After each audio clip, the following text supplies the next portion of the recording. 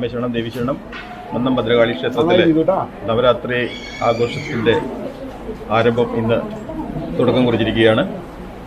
കഴിഞ്ഞ വർഷമാണ് മന്നം ഭദ്രകാളി ക്ഷേത്രത്തിലെ നവരാത്രി ആഘോഷം ഞങ്ങൾ തുടങ്ങി വെച്ചത്.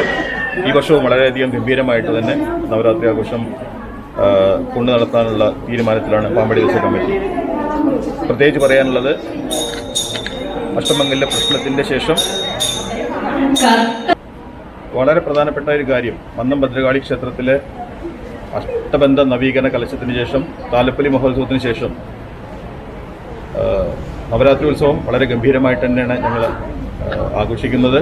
അതിൻ്റെ ഭാഗമായിട്ട് 27, 28, 29 തീയതികളിൽ വെൺമണി കൃഷ്ണൻ നമ്പൂതിരിപ്പാടും ശ്രീമതി രാധാന്തർജനത്തിൻ്റെയും ഭക്തിപ്രഭാഷണവും, 27-ാം തീയതി വൈകുന്നേരം സദനം ഹരികുമാർ സംഘത്തിൻ്റെ കാളി കഥകളിയും ഉണ്ടായിരിക്കുന്നതാണ്.